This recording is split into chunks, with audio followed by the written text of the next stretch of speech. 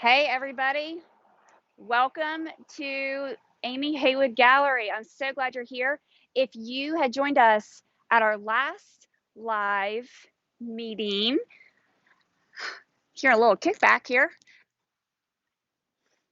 I was at my studio, my working studio, not at my gallery. And so this time we thought we would do it a little bit different, and I would show you my space here. So this is State Street in Greensboro, North Carolina, and it is quite possibly the most adorable street you can imagine. There's a lot of really fun and awesome boutiques here, and I have the privilege of working in a studio space, or at least sharing studio space with my studio partner, or as we like to call one another, Swifeies, with Kara Cox. So this is Kara Cox Interiors. She is a fantastic designer and a dear and precious friend of mine. And she works in this space with her people. And then I also have my gallery here. So come on in.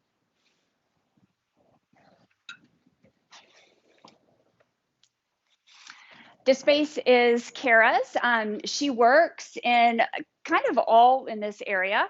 And then my gallery starts there, as you can see, but she does have in her space some of my artwork. So that's fun.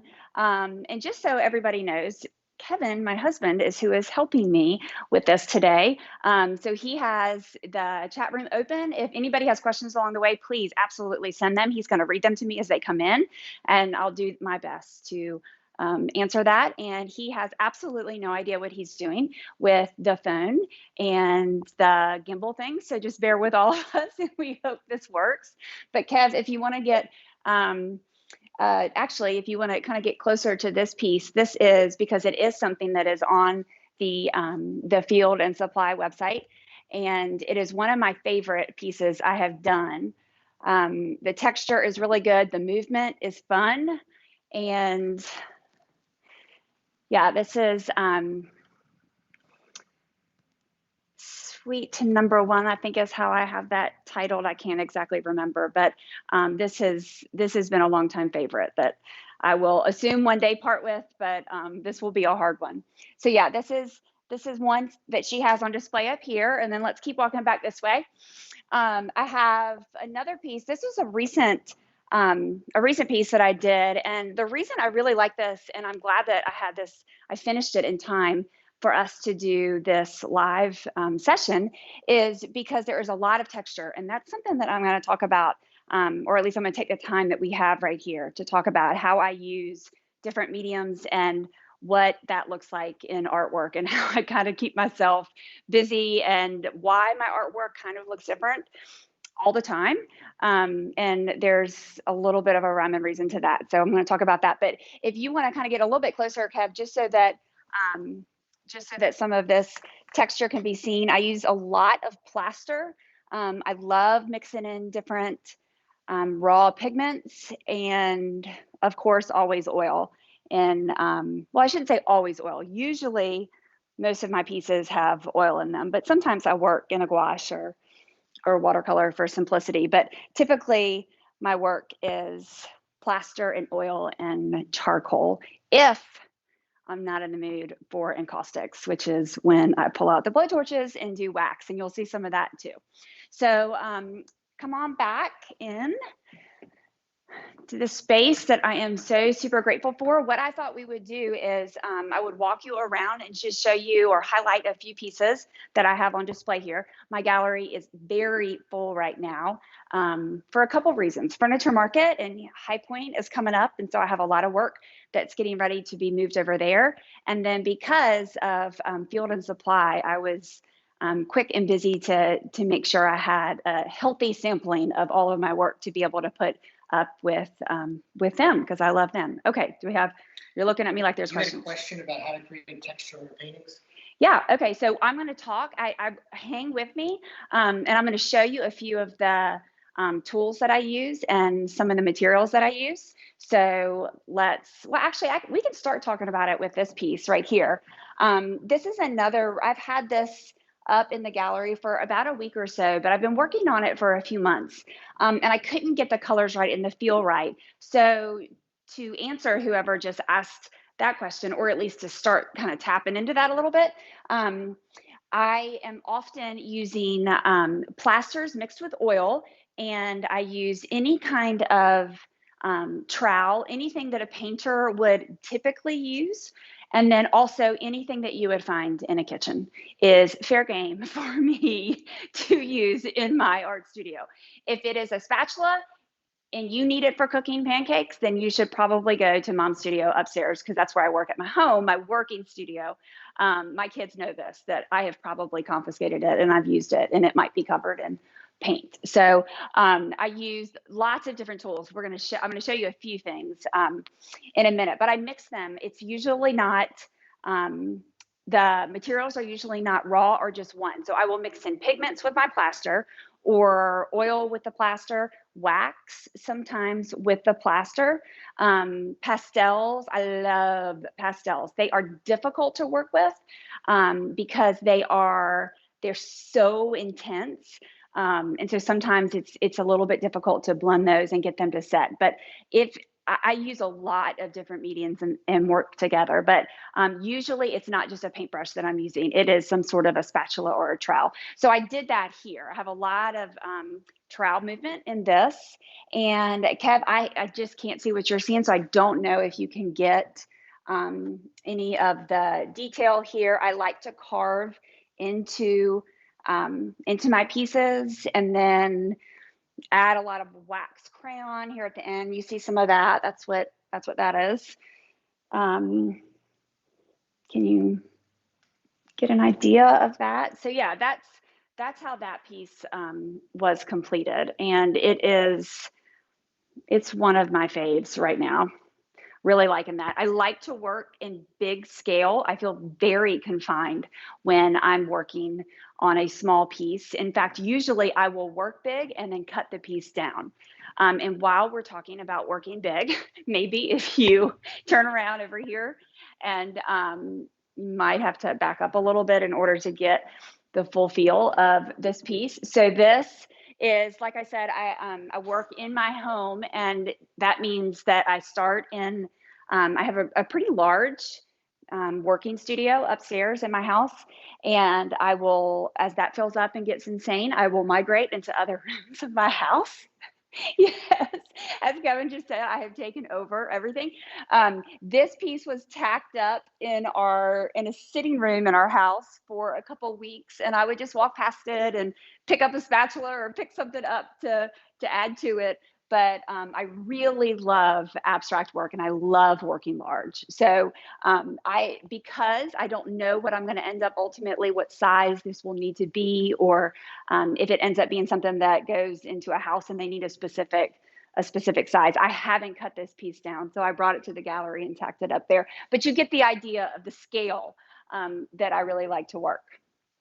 Okay, so also in caustics, I showed you a little bit of these. These are fun pieces, because, and actually a special treat for me right now, because the cover of Southern Living it actually has a piece like this on the bookshelf. And then Lauren Lease used 5 of my encaustics. Kara had used them in a show home, and they were so beautiful, and she styled them really well. And then Lauren picked them up and used them, and the library that Lauren did actually ended up making the cover. So that was a treat.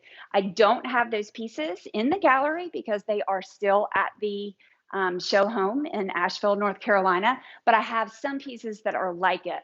Up here at the very top, you see these black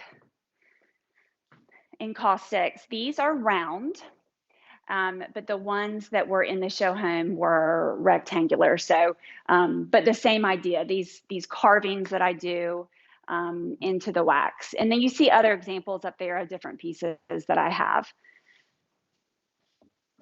Are there any other questions, Kev, so far before I kind of move away from that?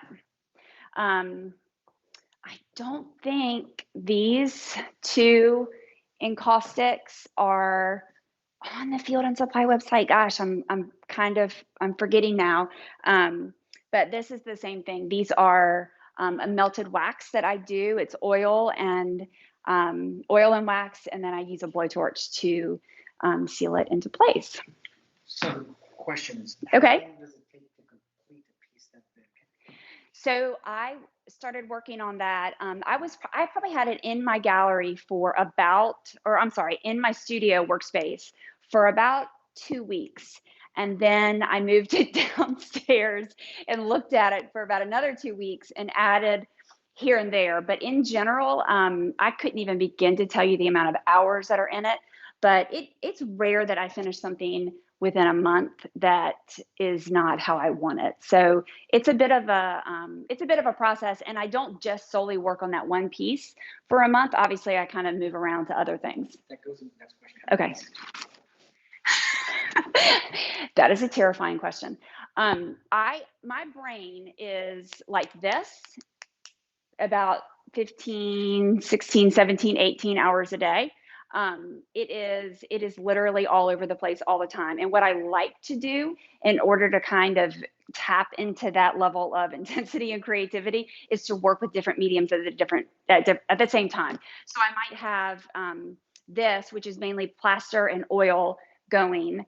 And then I also know that I'm simultaneously, if that gives me a mental block, then I will move to a different medium and be working on that. And it's usually something very different. I can't work in one area too much. I have to break it up. So if I've got something wild and crazy and huge going on that is oil and plaster, then I might have a bunch of smaller encaustic pieces going at the same time. And that is the balance that helps my brain kind of work, or maybe not work is the better way to say it. But it works for me. At least that helps my creativity. Any other questions before I keep kind of? Okay. All right. So I said that I wanted to talk about the different textures that are really important to me. And I think understanding this about myself has helped me have a little bit of creative freedom, and why it's helping me understand how I work and why I work the way that I do. I started years and years ago actually working with decorative wall finishes, and that's how I started using plasters. I really never wanted to do that, but I just found it really intriguing. I love layers of anything. I love old buildings and old walls and the cracks and all of that and how to create that. So even though I was surrounded in lots of classes with people that were doing that professionally, I was not. I was the one that was just there to learn about the material. So knowing that, this was long before I started working on fine art and thinking about a gallery and that kind of thing. But that helped me. I see how that planted so many seeds for me for the future. So I love to incorporate all of that, and it's why it's difficult for me to trap myself into one style of artwork, because I'm always thinking of new ways to create and add in different kinds of mediums. I love leather. I'm adding a lot of leather these days, but learning how to create an emotional piece through the material and not just through color or not just through whatever I'm working on, if it's paper or board or canvas or anything. It's learning how to use texture to kind of relay that. You got another question? First one, how long have you been doing large scale pieces? And if they can't hear the question, you might have to repeat it. Okay. So how long have I been doing large scale pieces? I kind of always have done large scale. I started large. It's kind of everything that I do in my world. It's a go big or go home kind of thing. They never intimidated me. In fact, I've created artwork on walls in my home. Like I don't approach something big, and it just doesn't intimidate me. A little tiny detailed something that would stress me out. But if I can walk up to a big, huge canvas or a big wall and just start putting material on it, like that. That's freeing to me, and that's how I really like to create. Did that answer the question, Kev? I'm sorry. Okay. Do you still do faux finishes? I don't, and I never really did. I'm sorry. The question was, do I still do faux finishes? And the answer is no, I don't. I played around with some of them just for experimenting in my own home, but I never did that. it was more just, no, I just love to learn. And I was learning more and more about what I could use and how I could be creative with my work. So the intent was always to kind of incorporate it into a different sort of artwork. It wasn't to do a finish, but the knowledge has been a game changer for me. And it really is what sets my work, I think, apart from a lot of other artists, as all artists should be set apart in some way. So this piece right over here that's behind this canvas is another example of me just layering on as many different kinds of materials as I possibly can. So this is a combination of, let me see what time it is. Okay, this is a combination of fabric and caustics, and then I really like the acrylic boxes. I actually have worked with Wexel Art, and they have carried some of my work before, and they have really fantastic acrylic boxes. But for me, it's just another layer of contrast or interest. So I find vintage fabrics and I just collect swatches of it. And then as I am so inspired to mix that in with a different medium, I do. So again, this is just, this might look very different from this, but to me, I can see the link between them. I see the mediums and how I kind of got there. So you have another question? You're showing Yes. me? Okay. What is your favorite medium and what's the next medium to explore? Oh, that was a good. Okay, so that question, I have no idea if y'all can hear Kevin or not, but then that question was, what's my favorite medium and what is my next medium to explore? And I don't know what my next medium to explore is. But if you have any ideas, please do let me know. I feel like I've maxed out on, I feel like I've tried everything, but certainly that's not the case. So I don't know what the next one is. Probably if I had to say, I don't really have a favorite, but if I had to say, probably oil is what is most consistent in all of my pieces, though I really love mixing it in with other things. But there's something that oil does. There's a sheen or a luminosity that you cannot get with acrylics or with any other kind of medium. So I love that. But then I really love the simplicity of just charcoal on paper. And I love figure studies. I love doing figure studies because you can't, they are so challenging because everybody knows what the human body is supposed to look like. And you just see all the ways that you need to improve in, like, a tree. You can make a tree look any kind of way you want, but there's a symmetry and a law to the human body that it's so challenging. So that's really fun. And even though that seems simple, the charcoal and simple paper, it's not. And that's always a fun challenge. So I like those too. Yeah. They wanted a close up the circles. Close up of the circles. Yeah. So those are encaustics on wooden discs. And again, the piece is just a vintage velvet piece that worked for that size. And it was actually originally in a showroom in Charlotte. And it was just a perfect fit. So that was a really unique piece that just kind of came together. What else, Kev? Can we move on? A mural in a full room. So I have been asked to do that several times. And I usually say no. In fact, I think I always say no, because I think that would, I don't know, there's something about putting something on someone's wall like that it would depend on the circumstances. I have done it in my house many times. Actually, I have a really cool mural of figures of 5. Well, actually, there's more than that. Maybe, and there's kind of some hidden female. They're all female figures, very abstracted. And that was in Vogue. That was a super fun thing that happened last year. But that's in my house and it is on my wall. So it will not be coming down. And if we ever sell the house, it'll either be a really big selling point for somebody or they'll paint over it and I will cry.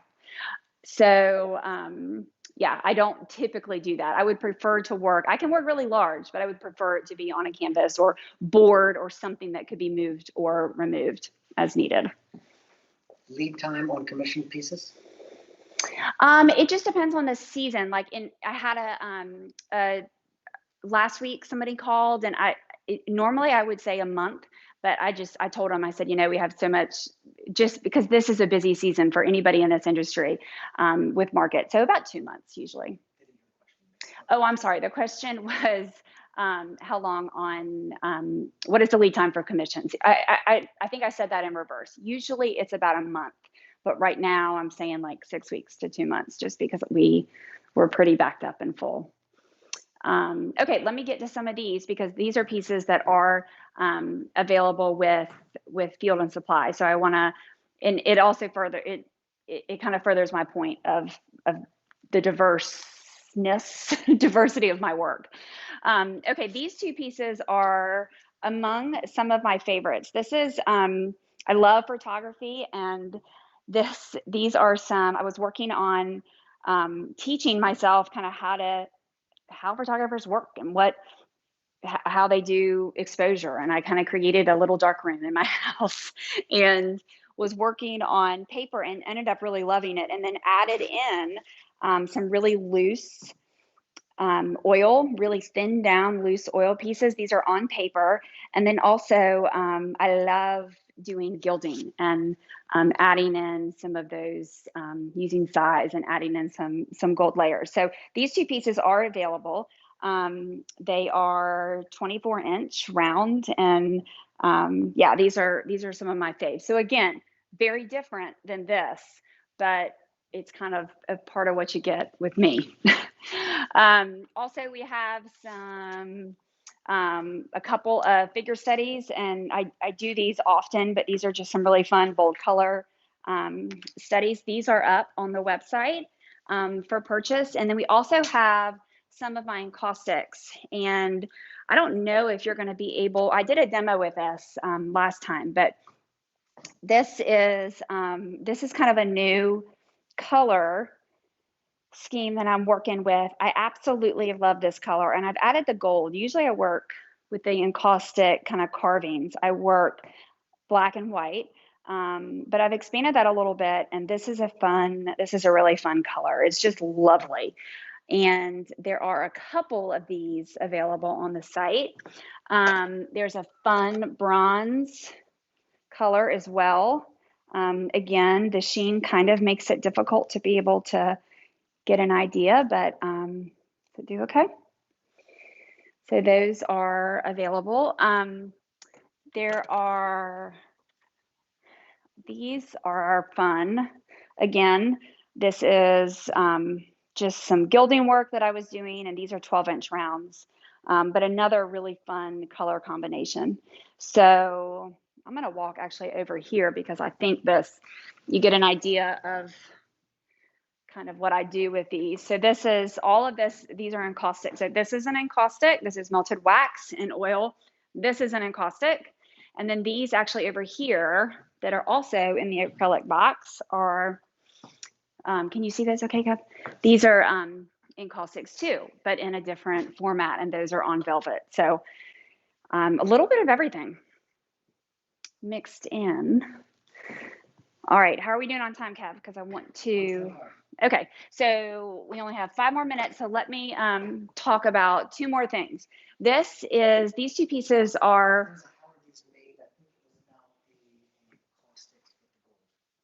okay, so that is a melted wax, and I just mixed my own colors with pigment and beeswax, and resin is the composition. I use, for anybody interested, I use R&F products, and they are, it's not an endorsement, or they're not endorsing me at all, but I love everything that they that they make. That's the product that I buy for the encaustic pieces. And then the carving is just literally that. It's carved in, and I use oil paint to kind of seal it off. So these over here, these two pieces this was something fun and different. These are on board. It's plaster and wax and oil, and yeah, something very different, but